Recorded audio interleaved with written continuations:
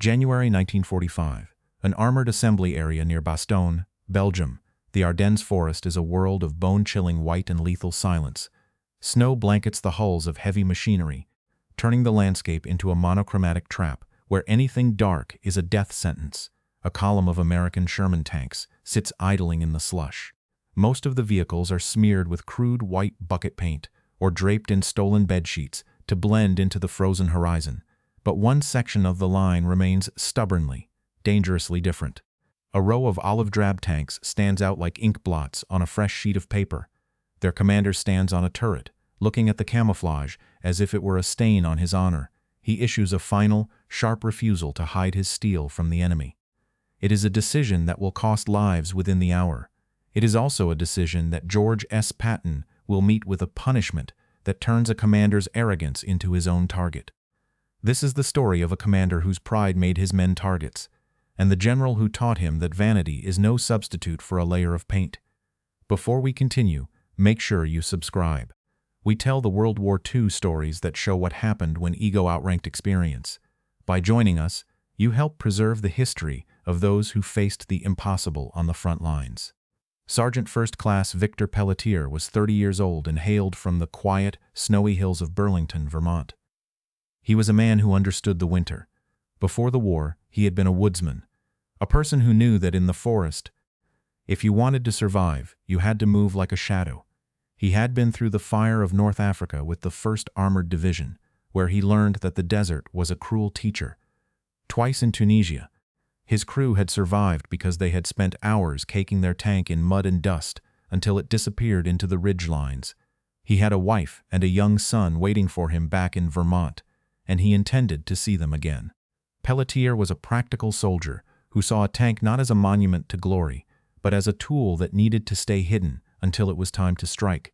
By the time the snows of the Ardennes arrived, he had already scrounged white bed sheets from a Belgian farmhouse, desperate to break up the dark silhouette of his Sherman. Lieutenant Colonel Raymond Steele was 40 years old, a career officer from Raleigh, North Carolina, who viewed the world through the lens of rigid, old-world chivalry. Steele came from a family of wealthy landowners and military pedigree, and he carried himself with a posture that suggested he was always on a parade ground. His uniform was impeccable, his boots were polished to a mirror shine despite the knee-deep mud, and his personal command tank was scrubbed until the olive drab paint gleamed. To Steele, camouflage was a mark of the weak. He believed that a commander should be seen, that his presence should inspire his men and terrify the enemy. He often told his officers that a warrior shows his colors and that skulking behind white paint was a form of cowardice that eroded the fighting spirit. He looked at the whitewash tanks of the neighboring units with nothing but contempt, viewing their efforts as a betrayal of the armored forces' aggressive heritage. It was this refusal to acknowledge the reality of the terrain that set the stage for a massacre in the snow. By January 1945, the Ardennes had become a frozen graveyard for the unprepared. The German counter-offensive known as the Battle of the Bulge had pushed the Allied lines to their breaking point, and while the momentum was finally shifting, the environment remained as deadly as the enemy. The low-hanging clouds and frequent blizzards grounded the Allied air cover that usually kept German armor at bay. On the ground, the visibility was often less than 100 yards, but when the sun did break through, the world became a blinding, high-contrast landscape. Against the pristine white of the Belgian snow, the standard olive drab paint of an American tank was no longer a neutral earth tone. It was a black mark on a clean map. It was a target that could be identified by a German gunner from 2 miles away. Supply lines were stretched thin, and formal camouflage kits were non-existent. Most armored divisions had resorted to field-expedient measures. They used white medical tape, buckets of chalk-based paint scavenged from local hardware stores, or simple household linens tied to the turrets with wire. High-ranking commanders generally turned a blind eye to these modifications, prioritizing the survival of their crews over the regulations of the motor pool. They understood that the war had changed since the hedgerows of Normandy. The Germans were dug in with high-velocity 88mm guns, waiting for the slightest movement on the white horizon. Yet, within the rigid hierarchy of some battalions, the obsession with military appearance outweighed the tactical reality of the winter.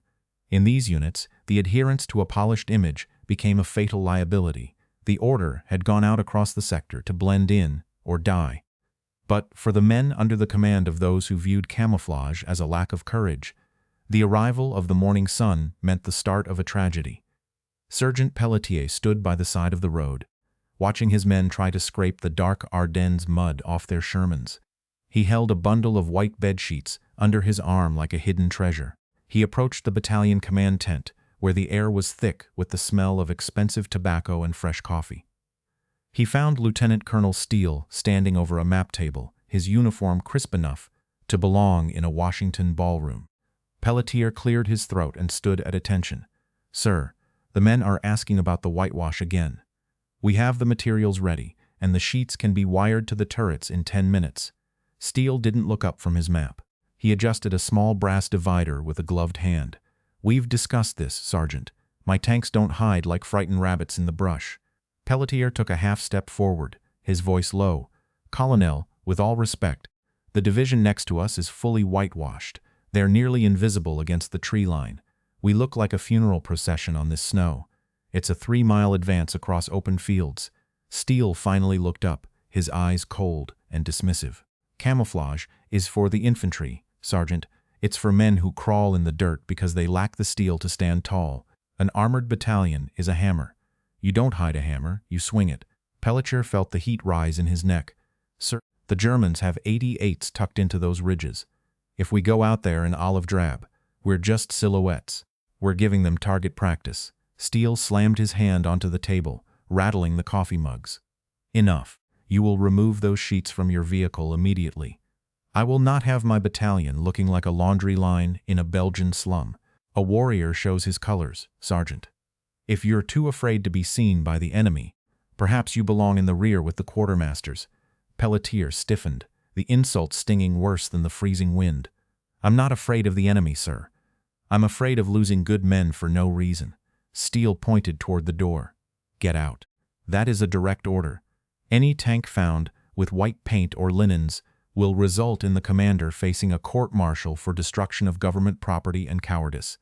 Pelletier saluted sharply and walked out into the cold. He watched as his crew reluctantly tore the white sheets from the turret of their Sherman, leaving the dark green steel exposed against the blinding white snow. An hour later, the order to advance was given. The olive-drab tanks moved out into the valley, visible for miles. The first shell from a hidden German anti-tank gun struck the lead tank within minutes. Then came the second, then the third. By the time the battalion reached the first tree line, 4 tanks were burning wrecks in the snow, their crews trapped inside. The report reached Patton within the hour. Patton arrived within the hour. His open-topped jeep cut through the churned slush, the oversized tires throwing up arcs of gray mud against the white landscape. He stood in the passenger seat, gripping the roll bar, his helmet glistening under the pale winter sun. The 4 silver stars on his head and the ivory-handled revolvers on his hips signaled his arrival long before the vehicle stopped. The air around the assembly area seemed to drop another 10 degrees. He hopped out of the jeep before it had fully settled and walked straight toward the battalion command post. He didn't look at the officers snapping to attention. He looked at the smoking remains of the 4 Shermans being towed back into the perimeter. He looked at the dark green paint scarred by German high-explosive rounds. Patton found Steele standing near a fuel truck, still looking like he was waiting for a photographer from a society magazine. "Colonel," Patton said, his voice high-pitched and dangerously quiet, "why are your tanks the color of a pine forest in the middle of a damn cotton field?" Steele stood at attention, his eyes fixed on the horizon. "General, I believe that camouflage is a tool for the timid. I wanted the enemy to see the strength of our steel." Patton took a step closer, his face inches from Steele's. "And did they see it?" Steele swallowed hard. "They did, General. They engaged us from the ridgeline." Patton gestured toward the horizon with a gloved hand. "And how many tanks did the battalion on your left flank lose during that same advance?" Steele hesitated. "Zell, General." Patton nodded slowly. "And what color were their tanks, Colonel?" "They were white, General." Patton turned his back on Steele and looked at the men of the battalion who were watching from their foxholes. "You think you're a warrior because you're visible," Patton said. "You think there's some kind of nobility in being a target. You are mistaken. You aren't being brave. You're being lazy and you're being stupid.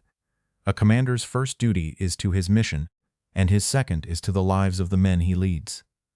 You failed both because you wanted to look pretty in a photograph. You didn't show the enemy your strength. You showed them your location. You turned 20 American soldiers into casualties to satisfy your own vanity. You told your men that hiding is cowardice. Patton continued, his voice tight with controlled fury. Well, I don't see any cowards in the units that whitewash their tanks. I see soldiers who are still alive to fight tomorrow. I see commanders who have the sense to use every advantage the Lord and the quartermaster give them. You called it skulking. I call it winning. You've lost 4 tanks today, Steele, not to German skill, but to your own arrogance. You made it easy for them. A child with a sling could have hit those dark boxes against this snow. You have exactly 4 hours to make every vehicle in this battalion disappear into the landscape. If I see a single square inch of olive drab by sunset, I'll have you painting them yourself with a toothbrush, but you won't be doing it as a colonel. You're relieved of command, effective immediately. Pack your bags for the rear. You wanted to be seen, Steele. Now everyone can see exactly what happens to a commander who puts his ego ahead of his men.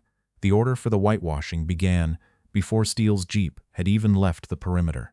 Under the watchful eye of Patton's own staff, every available man in the battalion was handed a bucket and a brush. They didn't use proper paint. There wasn't time. They used a mixture of lime, chalk, and melted snow, slapping the freezing white slush onto the dark green metal of the remaining Shermans. Sergeant Pelletier led his crew in the work, his hands numb and cracked from the cold. But he worked with a frantic energy. He watched as the silhouette of his tank finally dissolved into the background of the Belgium woods. By late afternoon, the armored assembly area had transformed. The dark, arrogant rectangles that had invited German fire were gone, replaced by ghostly pale shapes that flickered in and out of sight as the wind blew the snow. The men worked in a heavy silence, looking occasionally at the road where Steele had been driven away. There was no celebration, only the grim satisfaction of soldiers who knew they finally had a fighting chance. When the sun began to dip below the horizon, the battalion looked like a collection of snowdrifts rather than a target. They were no longer a monument to one man's pride. They were a weapon of war, hidden and waiting. Victor Pelletier survived the bitter winter of 1945 and returned home to Vermont in the autumn of 1946. He rarely spoke of the war, but he never forgot the sight of those dark tanks against the white snow. He spent the rest of his life working in the timber industry, finding peace in the quiet woods he had nearly died to protect. Pelletier lived to see his grandchildren grow, finally passing away in his sleep in 1994 at the age of 79. He kept a small piece of a white bedsheet in his footlocker until the day he died, a silent reminder that survival is often a matter of humility and common sense. Raymond Steele's military career effectively ended on that snowy afternoon in Belgium. He was reassigned to a training depot in the United States, far from the glory of the front lines he so desperately craved. He retired from the Army in 1947 with the rank of colonel, though he never received the promotions his pedigree had once promised. He spent his later years in Raleigh, writing bitter letters to military journals about the decline of traditional soldierly virtues and the softening of the American spirit. He died in 1972, still believing that the world had simply moved past the era of the true warrior. Patton never included the incident in his official memoirs, but he did mention it in a brief, jagged entry in his private diary.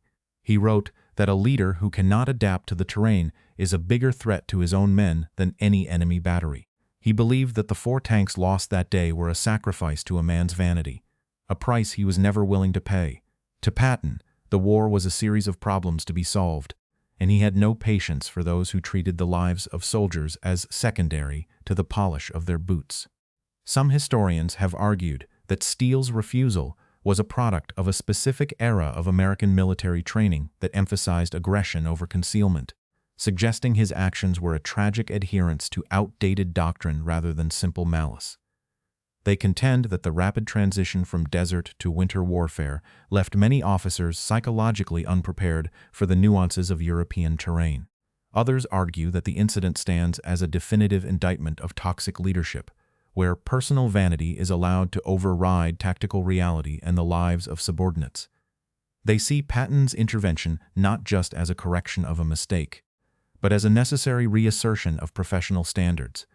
What is certain is that the tactical shift toward winter camouflage saved countless lives in the final months of the war. If you had been in Patton's position, would you have done the same?